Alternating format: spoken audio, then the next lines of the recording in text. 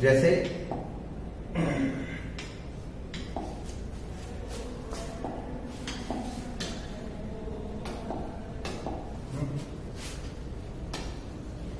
Solution, हम solution कैसे करते हैं? सबसे पहले क्या करना है आपको, जैसे ये इक्वेशन दे रखी है an plus a n minus 1 minus 6 a n minus 2 बराबर 0 है ना। तो सबसे पहले मैं क्या करूंगा, जैसे यहां पर देखूंगा तो यहाँ माइनस 2 है ना, तो दिस इज, इसको हम r में कन्वर्ट करेंगे, तो this is r square plus r minus 6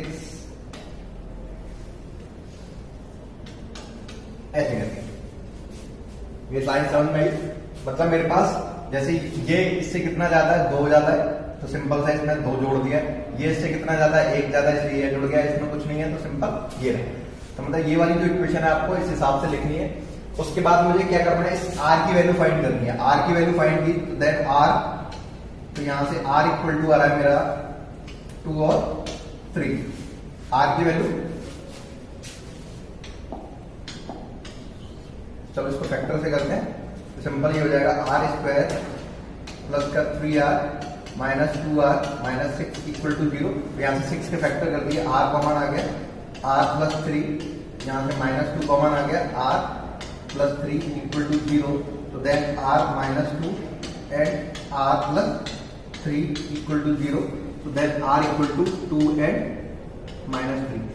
तो r equal to 2 and minus 3 आ गए। तो जब आपके रूट्स क्या होते हैं, जब आपके रूट्स डिस्टिंक्ट रूट्स हैं, मतलब दोनों रूट्स अलग अलग दे रखे हैं, तो मेरा जो सॉल्यूशन होगा, क्योंकि यहाँ पे बराबर 0 दे रखा है, तो मेरा कंप्लीट सॉल्यूशन क्या आएगा, कंप्लीट सॉल्यूशन आएगा an इक्वल टू c1 2 की power n and c2 minus 3 की पावर n, ये हो जाएगा।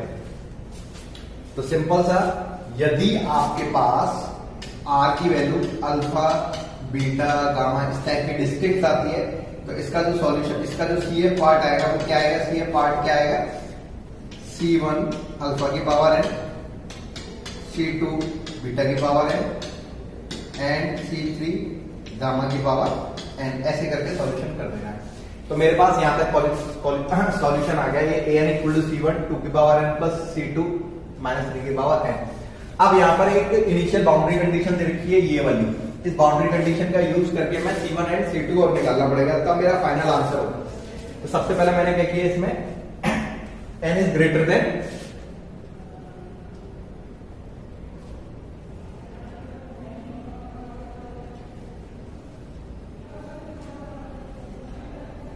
यहाँ पे n बराबर 0 पुट किया,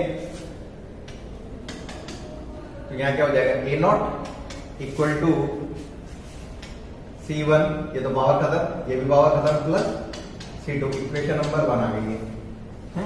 और a0 की वैल्यू क्या है, 1 दे रखी है, तो यहाँ इक्वल टू 1 डाल दिया, क्योंकि a1 ये दे रखा है ना मेरे पास। तो मैंने कहा यहाँ नीचे 0 दे रखा था, तो n की वैल्यू 0 पुट की, तो a0 की वैल्यू रखते हैं यहाँ पर, ये कंडीशन आ गई, यहाँ से मेरा ये आ गया। तो n बराबर 0 पुट करूंगा तो यहाँ पर 2 की पावर 0 इज 1 होता है, माइनस 3 की पावर 0 1 होता है, तो फर्स्ट कंडीशन ये आ गई। और n बराबर 1 पुट किया, 1 पुट करने पर यहाँ हो जाएगा a1 इक्वल टू 2 C1, यहाँ पुट किया माइनस का 3 C2 इक्वल टू 2। अब ये दो इक्वेशन आ गई, इन दोनों इक्वेशन को सॉल्व करते हैं। तो मैंने क्या किया, इस वाली इक्वेशन में 3 का मल्टीप्लिकेशन कर दिया, तो ये क्या हो जाएगा 3C1 प्लस 3C2 बराबर 3। तो ये आपको ऐड करने पर क्या किया मैंने, ऐड किया, तो ऐड करने पर ये कैंसिल आउट हो गया, तो ये 5C1 इक्वल टू 5। तो यहां से मेरा C1 की वैल्यू 1 आ गई, C1 की वैल्यू 1 आ गई, मैंने इसमें पुट की, तो यहां से C2 क्या निकल के आ रहा है मेरा 0 आ रहा है, मतलब C1 की वैल्यू मैंने इस वाली इक्वेशन में पुट कर दी। तो यहाँ पे पुट करने पर मेरे को C2 पता चल गया 0, C1 पता चल गया 1। तो मेरा फाइनल आंसर क्या हो जाएगा, an इक्वल टू C1 की वैल्यू 1 है, तो 2 की पावर n और ये 0 हो जाएगा, तो मेरा ये आंसर हो जाएगा। तो मतलब आपका जो क्वेश्चन दे रखा था, ये दे रखा है, उस क्वेश्चन को मैंने ये लिखा है। इस क्वेश्चन को रिप्रेजेंट करने का तरीका सिंपल सा, इसको आप r के फॉर्मेट में कन्वर्ट करोगे तो सिंपल सा, यहाँ पर सबसे छोटी n-2 दे रखा है, तो मतलब इसका इससे डिफरेंस कितने का है, फर्स्ट वाले टर्म्स का, इसका 2 का है तो r स्क्वायर, इसका कितना है 1 है, तो इसमें कुछ नहीं है, तो सिंपल 6 करके और इससे मैंने फैक्टर किए, आर की वैल्यू डिस्टिंक्ट आ गई। डिस्टिंक्ट आने पर मेरी ये प्रॉपर्टी लगती है, सी एफ क्या होता है, C1 अल्फा की पावर एन, C2 बीटा की पावर एन, C3 गामा की पावर एन के हिसाब से। चलो अब नेक्स्ट प्रॉब्लम पे लेके चलते हैं कि जैसे मेरी नेक्स्ट प्रॉब्लम ये दे रखी है, ये वाली प्रॉब्लम दे रखी है, तो चलो इसको सॉल्यूशन करते हैं। सॉल्यूशन तो सिंपल, इसको ए एन एक साइड लेके आया इधर, A N minus one minus A N minus two बराबर 0। तो इसका कैरेक्टरिस्टिक इक्वेशन मतलब एक्सिलरी इक्वेशन लिखी इसकी है, क्या लिखी हमने, एक्सिलरी इक्वेशन लिखी। तो सिंपल वही चीज, तो यहाँ क्या हो जाएगा, आर का स्क्वायर माइनस यहाँ हो जाएगा आर माइनस 1, ये करके इक्वल टू 0। आई होप ये लाइन से लाइन क्लियर हो गई होगी। सिंपल सा, इस बार इसमें डिफरेंस 2 का दे रखा है, इसलिए यहाँ आर स्क्वायर, इसमें आर, इसमें कुछ नहीं है, कॉन्स्टेंट 1। अब इसके फैक्टराइजेशन हुई, R square minus R minus 1 बराबर 0। तो यहाँ पर फैक्टर नहीं हो रहा है, तो इसलिए धनात्मक फॉर्मूला लगाया, R equal to minus B plus minus under root में B square minus 4ac upon 2a, ये वाली कंडीशन यूज कर रहे थे। तो यहाँ पर मैंने R equal to 1 plus minus root में 1 का square 1 minus 4a and c upon 2 into 1। तो यहां से मेरे पास r equal to 1 plus minus root में 5 अपॉन 2 ये आ जाएगा। कैलकुलेशन के माइनस माइनस प्लस 4 प्लस 1 5। तो यहाँ तो r की वैल्यू 1 आ गई, 1 प्लस रूट 5 बाई 2, और एक r की वैल्यू आ गई 1 माइनस रूट 5 बाई 2। तो दोनों वैल्यू अलग अलग दे रखी है, तो दोनों अलग अलग दे रखी है, तो सिंपल वही फर्स्ट कंडीशन लग जाएगी। तो यहाँ पे जो a n है, a n equal to C1 1 plus root 5 upon 2 की power n plus C2 1 minus root में 5 अपॉन 2 की पावर n। तो ये आपका सॉल्यूशन निकल के आ गया है ना। अब क्योंकि यहाँ पर इनिशियल बाउंड्री कंडीशन दे रखी है ये, तो फिर वही यूज करेंगे। तो यहाँ पर मैंने क्या किया, n बराबर 0 पुट किया, तो यहाँ पर क्या हो जाएगा, a0 इक्वल टू ये तो अपना C1 प्लस C2, क्योंकि यहाँ पावर 0 होने पे कैंसिल आउट हो जाएगा, C1 प्लस C2 आ गया। तो ये a नॉट की वैल्यू क्या दे रखी है, मेरी 0 दे रखी है, तो इक्वेशन नंबर ये 1 डाल दी मैंने। अब n बराबर 1 पुट किया मैंने, n इक्वल टू 1 पुट किया। 1 पुट करने पर यहाँ पर आएगा a1 equal to C1 1 plus का रूट 5 अपॉन 2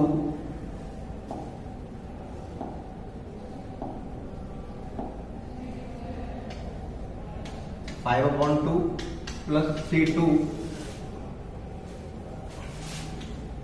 1 माइनस का रूट में 5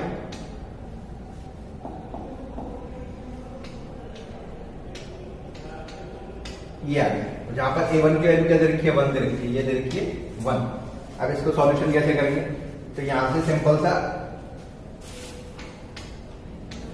C1 बराबर माइनस का C2, इसमें पुट कर दिया, C1 की वैल्यू यहां पुट कर दी, तो यह माइनस का C2 1 plus root 5 upon 2 plus C2 1 minus का रूट में 5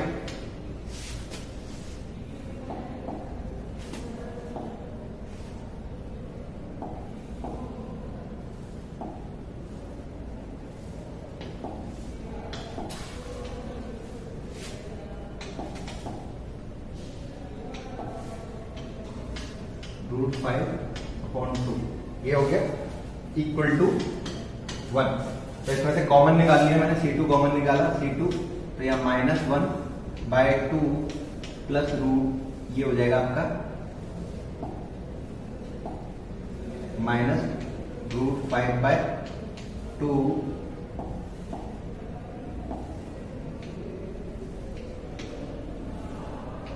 प्लस 1 बाय 2 माइनस रूट में 5 बाय 2 इक्वल टू 1। 1 बाय 2 से 1 बाय 2 कैंसिल हो गया, तो यहां से आपका क्या निकल के आ गया, C2।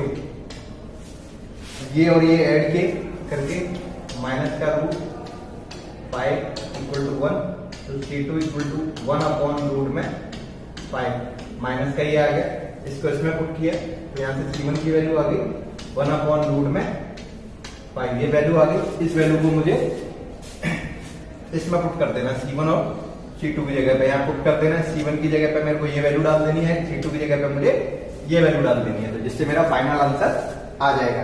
तो मतलब मेरे पास सिंपल सा यहाँ था, ये इक्वेशन दे रखी थी, इसको एक्सिलरी इक्वेशन में कन्वर्ट की, this is called axillary equation. ये कन्वर्ट हो गया। इस कन्वर्ट करने के बाद यहाँ से मैंने r की वैल्यू निकाली, r के फैक्टर नहीं हो रहे तो धराचार फॉर्मूला यूज किया। ये धराचार फॉर्मूले से यहाँ से कैलकुलेशन करके मेरे को क्या पता चला, यहाँ पर दोनों रूट्स डिस्टिंक्ट रूट है।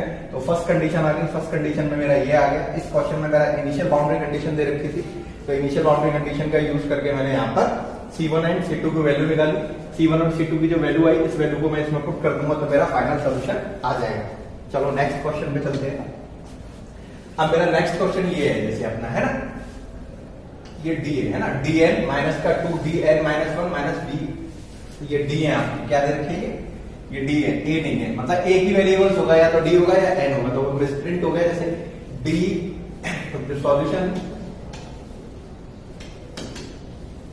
तो मेरे पास सिंपल क्वेश्चन क्या है, dn माइनस का 2 dn माइनस 1 प्लस का dn माइनस 2 बराबर 0, जैसे ये क्वेश्चन दे रखा। तो इसकी एक्सिलरी इक्वेशन लिखी हमने। एक्सिलरी इक्वेशन का मतलब इसमें डिफरेंस क्या है, ये हो गया आर स्क्वायर माइनस का 2 ये वाला r प्लस 1 बराबर 0, ये हो गया। अब इसके फैक्टर, ये क्या हो गया, r माइनस 1 का होल स्क्वायर बराबर 0 factor, r square minus 2r plus 1 आपका r माइनस 1 का होल स्क्वायर दे रखा है। तो इससे फिर हम क्या करेंगे, r की जो वैल्यू आएगी 1 और 1 आएगी, इससे r की वैल्यू क्या आ रही है 1 और 1। अब यहाँ पर क्या हो गया, रूट्स रिपीट हो रहे हैं, रूट्स क्या हो रहे हैं, रिपीट हो रहे हैं। रिपीट होने पर हमारे पास जो an की कंडीशन आती है, an मतलब जो अपना CF पार्ट होता है वो क्या निकलेगा, C1 प्लस n C2 ये आएगा, रूट सेम है तो, और 1 की पावर n ये हो जाएगा। मतलब मैं सिंपल से समझाने की कोशिश करता हूँ आपको। जैसे r बराबर मेरा क्या आ जाता है, अल्फा अल्फा अल्फा, ये तीन वैल्यूज रिपीट हो जाती है। तो मेरे पास सिंपल सा क्या होता है, इसका जो an मतलब CF पार्ट निकल के आता है, वो क्या निकल के आता है, C1 and C2 plus n square C3 और अल्फा की पावर n मल्टीप्लिकेशन में। मतलब यदि रूट सेम होंगे, जैसे 1 1 2 दे रखे तो C1 प्लस n C2 2 देते, तो यहाँ तक लिखता, 3 दे रखे तो आगे 4 होता, तो एक और आगे बढ़ जाता है n क्यूब प्लस C4 करके इनटू अल्फा की पावर। तो ये कंडीशन इसमें अप्लाई हो जाएगी है।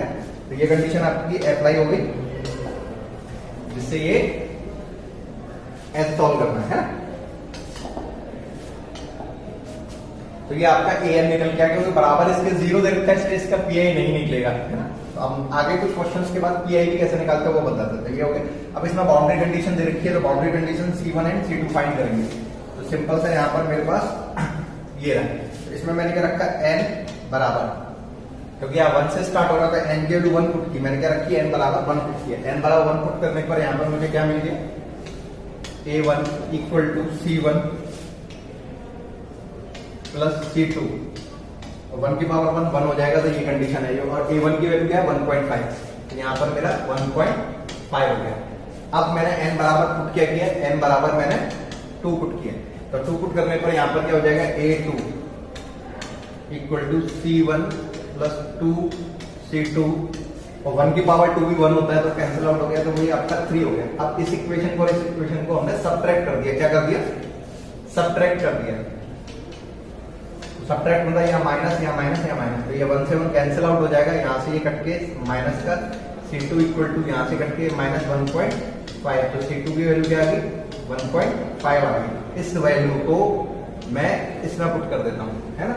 इसमें पुट किया तो यहाँ से सीधे सीधे C1 की वैल्यू क्या आ जाएगी, 0 आ जाएगी। क्या आ जाएगी, C1 की वैल्यू 0 आ जाएगी, है ना। ये आपका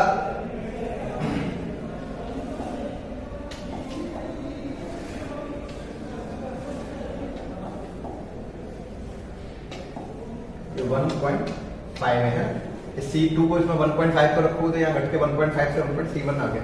तो मेरा जो फाइनल आंसर आएगा वो an इक्वल टू C1 बराबर 0 है, तो n C2 की वैल्यू क्या दे रखी है, C2 बराबर 1.5 दे रखा है, तो ये हो जाएगा 1.5 इंटू 1 की पावर n, ये मेरा आंसर हो जाएगा इस वाले प्रॉब्लम का। तो इस प्रॉब्लम में क्या था, इसमें रूट सेम आ रहे थे, तो रूट जब भी सेम आएंगे तो सिंपल सा हमारे पास ये वाली कंडीशन लगेगी, मैंने जो अभी बताया था कि यदि रूट सेम है आपके मतलब मैं कलर चेंज कर देता हूँ, जैसे कलर जैसे अपना अल्फा अल्फा अल्फा अल्फा 4 होते हैं, तो सिंपल क्या था अपने पास C1 n C2 n square C3 n cube C4 bracket close alpha की पावर n। यदि रूट सेम है तो ये कंडीशन अप्लाई हो जाती है हमारी सिंपल सा। आई होप ये वाली प्रॉब्लम भी आपको समझ में आ गई होगी। अब हम चलते हैं नेक्स्ट प्रॉब्लम पे। नेक्स्ट प्रॉब्लम में मेरी ये वाली प्रॉब्लम है, ये प्रॉब्लम दे रखी है, तो इसको सिंपल सा करें सॉल्यूशन।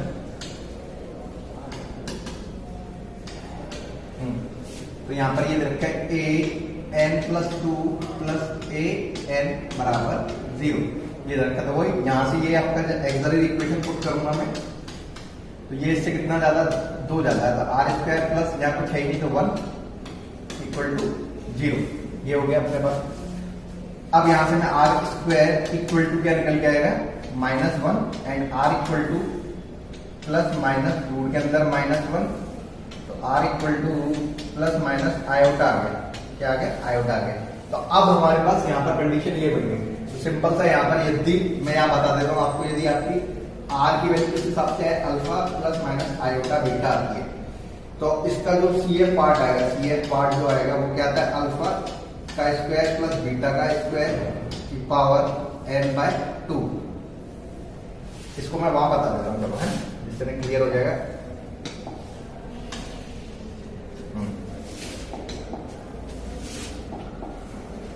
मतलब जैसे आपकी आर की वैल्यू क्या आ रही है alpha plus minus iota beta आ रही है ना, तो इसके लिए जो सी एफ पार्ट होता है वो क्या होता है, सिंपल सा इसमें हम डाल देते हैं। जो सी एफ पार्ट है वो अल्फा का स्क्वायर प्लस बीटा का स्क्वायर की power n/2 bracket C1 cos n theta plus C2 sin n theta होता है, and theta equal to tan inverse b upon alpha होगा, है ये चीज होती है यहाँ पर, ये वाली कंडीशन लगेगी। अब यहाँ पर हम चलते हैं, चलो तो यहाँ पे ए है, क्योंकि यहाँ पर सीधे सीधे सी ए पार्ट में बराबर 0 तो सी एफ ही निकलेगा, तो रियल वैल्यू का स्क्वायर 0 का स्क्वायर प्लस 1 का स्क्वायर पावर n/2 ब्रैकेट में C1 cos n theta plus C2 sin n theta, तो ये तो कैंसिल आउट हो जाएगा कि हट गया। अब थीटा बराबर क्या आएगा, तो theta equal to tan inverse alpha बराबर 0 है तो 1/0 तो दैट π/2। तो यहां से अपना an क्या निकल के आएगा, an इक्वल टू, ये तो कैलकुलेट करके 1 की पावर कुछ भी कैंसिल आउट हो जाता, तो ये आ गया आपका C1 cos n π/2 plus C2 sin n π/2। ये आपका सवाल का ये आ गया। अब इसमें बाउंड्री कंडीशन दे रखी है, तो ये बाउंड्री कंडीशन यूज करके हम C1 एंड C2 की वैल्यू निकालते हैं। तो यहाँ पे A0 दे रखा है, तो मतलब मैंने क्या किया n बराबर 0 पुट किया, ये वाली फर्स्ट तो बाउंड्री कंडीशन यूज की।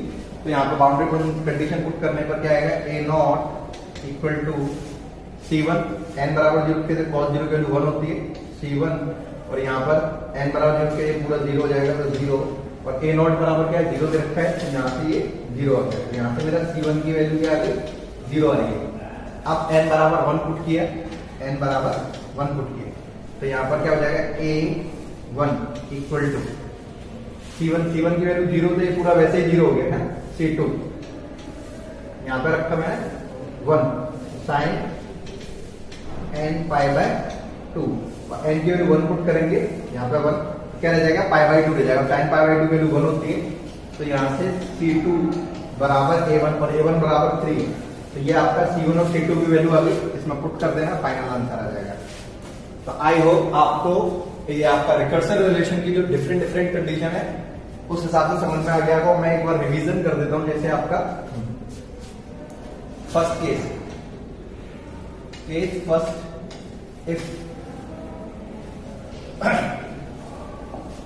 if r equal to alpha, beta and gamma, and case second if r equal to alpha and beta मान लिया जैसे, and case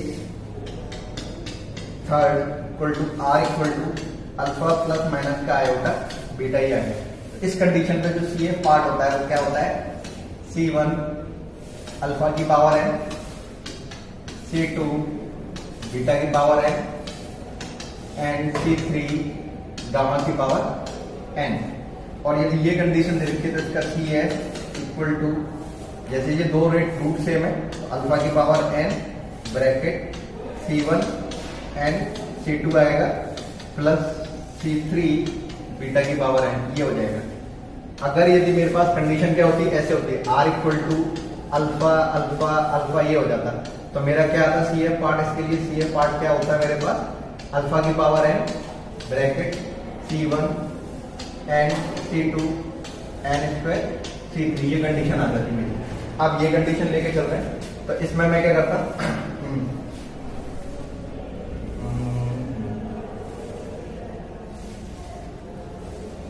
इसमें मैं मान लेता हूँ सपोज इसको मान लेते P, यहाँ पे P इक्वल टू है अपना alpha square plus beta square की power n by 2 and Q बराबर है अपना tan inverse beta upon alpha.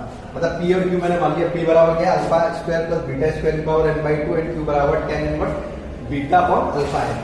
तो इस हिसाब से यहाँ पर मेरा जो सी ए पार्ट होगा वो क्या होगा, P ब्रैकेट में C1 cos QN plus C2 sin QN। ये मतलब जब आपके डिस्टिंक्ट रूट्स दे रखे हैं तो उसका सी ए पार्ट ऐसे निकालना है। यदि रूट सेम दे रखे हैं उसके साथ डिस्टिंक्ट की है तो कंडीशन ये लगेगी, और रूट सेम है तो ये कंडीशन लगेगी, और यदि इमेजरी कंडीशन है तो आपको ये वाली कंडीशन लगा के सवाल सॉल्व करना है। तो आई होप आपको सी एफ वाली कंडीशन और इनिशियल बाउंड्री कंडीशन कैसे लगानी है वो आपको पता चल गया होगा। मैं नेक्स्ट वीडियो में आपको इक्वल टू पे यदि कोई फंक्शन दे रखा है तो उस टाइप के सवाल कैसे सॉल्व करते हैं मैं उसमें बताऊंगा आपको। तो प्लीज मेरे इस वीडियो को जितने ज्यादा से ज्यादा शेयर कर सकते हैं शेयर कीजिए, और जिसने भी सब्सक्राइब नहीं किया तो प्लीज उसको सबसे पहले सब्सक्राइब कीजिए और इसको अपने फ्रेंडों में शेयर कीजिए, जिससे उनको भी कुछ बेनिफिट मिल सके अपने एंड सेंड के पेपरों में। Okay, thank you.